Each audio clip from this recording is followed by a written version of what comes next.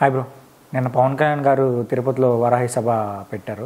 So దాంట్లో చాలా వరకు సనాతన ధర్మం గురించి ఆయన మాట్లాడారు. అలాగే కొంతమందిని స్పెసిఫిక్గా కొన్ని పేర్లు తీసుకొని వాళ్ళపైన సనాతన ధర్మం గురించి మీరు బ్యాడ్గా మాట్లాడినారని చెప్పి వాళ్ళని టార్గెట్ చేసి మాట్లాడినారు.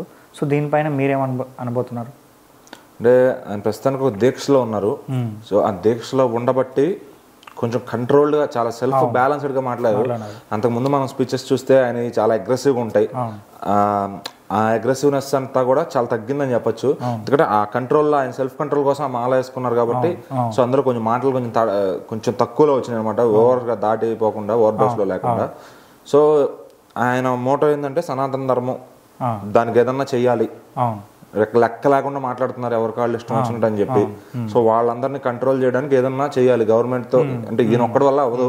సో ఈయనకు ఒక థాట్ ఉంది, దాన్ని ఎవరన్నా పైన ఎన్డీఏ గవర్నమెంట్ ఉంది కదా, వాళ్ళు ఏమైనా ముందుకు తీసుకెళ్తే బాగుంటది.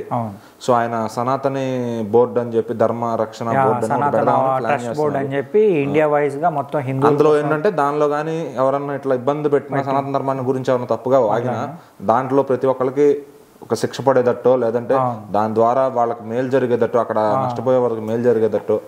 యాక్చువల్గా సనాతన ట్రస్ట్ బోర్డు ఏంటంటే మన హిందూ టెంపుల్స్ కానీ లేదంటే దాని బ్యాక్ ఎండ్ ఉన్న ఆస్తులను కానీ ఎవరన్నా రాజకీయ నాయకులు కానీ లేదంటే ఇంకెవరన్నా వాళ్ళు ఆక్రమించాలంటే ముందు ఈ బోర్డు అలాంటి పనులు చేసిన వాళ్ళ మీద శిక్ష పడాలని, ఆ పనిష్మెంట్ వీళ్ళు యాక్షన్ తీసుకోవాలన్నమాట. సో అందుకోసం ఒక ఇండియా వైజ్గా ఒక బోర్డు ఉండాలి. సో ఈ బోర్డు చేసేదంటే మొత్తం మన టెంపుల్స్, మన ఇండియాలో ఉన్న కొన్ని ఓల్డ్ టెంపుల్స్ కానీ ఇప్పుడు కట్టబోయే న్యూ టెంపుల్స్ కానీ మొత్తం వాళ్ళ హ్యాండ్ ఓవర్ కింద ఉండి వాళ్ళు కొంతమంది ఒక 4-5 మెంబర్స్ ఒక టీమ్గా ఫామ్ అయ్యి సో వాళ్ళు చూసుకునే విధంగా చేయాలని పవన్ కళ్యాణ్ గారి ఇంటెన్షన్ అనమాట. అయితే సనాతన ధర్మం గురించి కొన్ని కామెంట్స్ చేశారు. ఎవరు?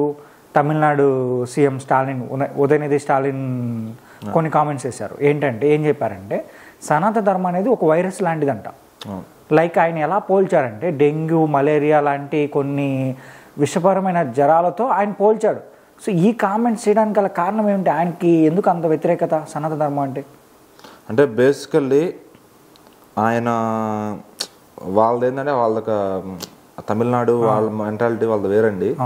సో అక్కడ ఏంటంటే బ్రాహ్మిన్స్కిను అటు ఆ కమ్యూనిటీ వాళ్ళకి చాలా ఎప్పటి నుంచో కూడా అక్కడ అసలు పడదు తమిళనాడులో. సో పొలిటికల్ గా అయినా సరే, వ్యక్తిపరంగా అయినా, నార్మల్ పీపుల్ దగ్గర నుంచి పై స్థాయి వాళ్ళ దాకా తమిళనాడులో వాళ్ళకి ఎప్పటి నుంచో ఉంది. గుళ్ళు తీసేయాలని అక్కడ వాళ్ళని గుళ్ళలోకి రానికపోవడం, ఆ కల్చర్ ఎప్పటి నుంచో ఉంది. సో మరి దాన్ని మెల్లమెల్లగా తగ్గించుకుంటూ వచ్చారు. అందరూ మారుతున్నారు, మారే కొద్దీ. సో బట్ ఏంటంటే ఇప్పుడు పవన్ కళ్యాణ్ గారి ఇంటెన్షన్ ఏంటంటే సనాతన ధర్మాన్ని కాపాడటం. సో మరి ఆయన అందరినీ అంటే ఓన్లీ ఒక ఆంధ్రాలో తెలంగాణలో వాళ్ళని కాకుండా దేశం మొత్తాన్ని పాయింట్అవుట్ చేస్తున్నాడు ఆయన. సో ఆ క్రమంలో ఈయన గురించి కూడా చెప్పాల్సి వచ్చింది. సో మరి అంత మాట అన్నప్పుడు ఈయన ఎట్లా ఊరుకుంటాడండి? ఈయన జస్ట్ మన లడ్డు ఇష్యూకే ఆయనకి అంత సీరియస్ అయ్యారు ఆయన. మరి ఆ మనిషి అన్న మాటలు ఒక కమ్యూనిటీనే అంటే మొత్తం ఇటు ధర్మాన్నే బాధ పెట్టే మాటలు మాట్లాడారు కదా.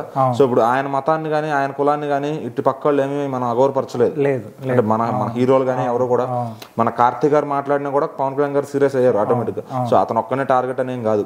సో బేసికల్లీ అతనిది ఏంటంటే అతని కమ్యూనిటీని బతికించుకోవాలని అతని బాధ స్టాలిన్కి, ఉదయనిధి స్టాలిన్కి. సో వాళ్ళ తండ్రి గారు డైరెక్ట్ గా చెప్పినా చేయకపోయినా ఇతను యంగ్ గా ఉన్నాడు కాబట్టి ఏదో చేసేద్దాం, ఏదో మార్చేద్దాం అని చెప్పి అనే థాట్ ప్రాసెస్ లో ఉంటాడు. సో ఇప్పుడు అతని మీద తిరగబడితే జనం ఎక్కడ ఉంటాడు? అతను కరెక్టే కదా. ఎందుకంటే అక్కడున్న హిందువులు కూడా, తమిళనాడులో హిందువులు కూడా వాళ్ళు కూడా అపోజ్ చేశారు. సో పవన్ కళ్యాణ్ గారు చేసిన స్టేట్మెంట్స్ అయితే కరెక్ట్ అనే నాకు అనిపిస్తుంది. ఇంకా నేనేమనుకుంటున్నానంటే దానిపైన యాక్షన్ తీసుకోవాలండి. అంటే ఇప్పుడు అతను హోదాలో ఉన్నాడు. సో జనం తిరగబడితే తప్ప ఎవరు యాక్షన్ తీసుకోవడానికి లేదు. ఎందుకంటే అక్కడ అతను లీడింగ్ లో ఉన్నాడు, వాళ్ళదే ఫీలింగ్ లో కండకావరం కావచ్చు, ఏదన్నా కావచ్చు. సో ఇదే మళ్ళీ రీసెంట్ గా డిప్యూటీ సీఎం కూడా అయ్యాడు ఆయన. మరి deputy CM versus deputy CM అనుకుంటే అది అతను కూడా హీరోగా చేసి పాలిటిక్స్ లోకి వచ్చాడు. హీరోగా ఎంత వర్స్ట్ కెరీర్ చూసాడు అతను. ఎందుకంటే దళపతి విజయ్ లాగా అయిపోదాం అనుకున్నాడు హీరో, అంత సీన్ లేదు అతనికి. సో మరి చూసుకుంటే ఇటు మరి ఇంకా పవన్ కళ్యాణ్ గారు ఆయన గురించి మాట్లాడటం కూడా వేస్ట్ నన్ను అడిగితే. సో ఇప్పుడు ఏదో హోదా వచ్చింది కాబట్టి ఇప్పుడు అతని గురించి మాట్లాడారంటే ఒక అర్థం ఉంది. కానీ స్టేట్మెంట్ చేయడం ఈజీ, కానీ ప్రజల్ని మనం ఎలా చూసుకుంటాం అనేది పాయింట్. అంతలా ఆయన అక్కడ ఉన్న రాజకీయాల్ని ప్రభావితం చేసినట్టు జనాలకైతే కనిపించలేదు. అంటే అండి అతని మోటో అదే చెప్తులా మీకు. అతని మోటో ఏంటంటే తన మతాన్ని తన కులాన్ని తను బతికించుకోవాలి. రీసెంట్ గా మీరు తంగలాన్ సినిమా చూసారా? అందులో చాలా బ్యాక్వర్డ్ పీపుల్ ఉంటారు అన్నమాట. అది అంటే అలాంటి వాళ్ళు తమిళనాడులో ఇప్పటికీ ఉండొచ్చు కూడా, కొన్ని ఊళ్ళలో కొన్ని ప్రాంతాల్లో గ్రామ స్థాయిలో. అతను డైరెక్టర్ ఉన్నాడు, తంగలాన్ సినిమా తీసిన డైరెక్టర్. అతను కూడా ప్రతి సినిమాలో ఇదే పాయింట్, అంటే అణగారిన వర్గాల గురించే సినిమాలు తీస్తాడు అన్నమాట. ఒకసారి స్టేట్మెంట్ కూడా ఇచ్చాడు, నేను ఒక బ్యాక్వర్డ్ ఏరియా నుంచి వచ్చిన నా వాళ్ళని లేపుకోవడానికి నేను సినిమాలు చేస్తాను. సో వీళ్ళందరూ అంత కసిగా ఉన్నారు. ఎవరైతే కొంచెం పొజిషన్ ఉందో వాళ్ళందరూ వాళ్ళ కమ్యూనిటీని బతికించుకోవడానికే అంటే వీళ్ళు కమ్యూనిటీని బతికించుకోవడానికి ట్రై చేస్తున్నారు. ఓకే, దాన్ని సనాతన ధర్మాన్ని ఎందుకు హేట్ చేయడము? అదే కదండి, వాళ్ళకి ఇది నచ్చదు. ఓకే, సనాతన ధర్మం ఏమైనా వాళ్ళు ఇబ్బంది పెట్టిందా? ఇబ్బంది ఏం పెట్టదు, ఏదో మరి అంతే కదా, వాళ్ళని గుడిలోకి రానివ్వలేదు ఒక టైంలో. అంటే బ్రాహ్మిన్స్ ఎందుకంటే చాలా ఆచారం పాటిస్తారండి. ఇన్ కేసు మీరు హిందూ అయినా కూడా స్నానం చేసి రాకపోతే వాళ్ళు ఒప్పుకోరు గుడిలోకి. అలాంటిది వాళ్ళు అసలు ఆ కమ్యూనిటీనే ఎలా లేనట్టుగా చేస్తారు అనమాట. అందుకని చెప్పి వాళ్ళు దూరం నుంచి చూడటం, వాళ్ళకి వెళ్ళాలని దానికోసం యుద్ధాలు జరిగాయి. సో అట్లా మనం ఇదే విషయాన్ని తీసుకుంటే హైకమాండ్ లైక్ మనకు ఢిల్లీలో నుంచి కూడా రాహుల్ గాంధీ గారు కూడా స్టేట్మెంట్స్ ఇచ్చారు. సేమ్ ఆయనది అదే మెంటాలిటీ అండి. ఆయన వస్తే దేశం మొత్తం అసలు హిందుత్వం అనేది నాశనం చేద్దాం అనే ప్లాన్ ఆయన ఇచ్చే స్టేట్మెంట్స్ ఎలా ఉన్నాయంటే హిందువులకు వైలెంటిక్, వాళ్ళ వల్లే వైలెన్స్ జరుగుతుందని చెప్పి ఒక అదే ఆయన మోటో కూడా. ఇప్పుడు మోడీ గారి మోటో ఏంటి? హిందుత్వాన్ని బతికించాలి, రామాలయం కట్టి ఆయన హిందువుల మనస్సును గెలుచుకున్నారు. అయోధ్య గురించి స్టేట్మెంట్ ఇచ్చాడు. అదే మోడీ గారి మోటో ఏంటంటే హిందుత్వాన్ని బతికించాలి, దేవుళ్ళ రూపంలో అయినా ఆడియన్స్ మనసులు గెలుచుకున్నాడు ఆయన. సో మరి ఆయన హిందూ, బీజేపీ అంతా హిందూ మతానికి సపోర్ట్. మరి కాంగ్రెస్ వచ్చేసరికి ఏంటంటే వాళ్ళ పైన మెయిన్ మోటో ఏంటంటే వాళ్ళ కమ్యూనిటీని వాళ్ళు బతికించాలి, దేశం మొత్తం హిందుత్వం నాశనం చేయాలనే వాళ్ళు ఉన్నారు. సో మరి ఇప్పుడు వాళ్ళ చేతుల్లో మనం కానీ అవకాశం పెడితే, ప్రైమ్ మినిస్టర్ అనేది అతని చేతిలో పెడితే దేశంలో 90% నాశనం చేస్తారు ఖచ్చితంగా.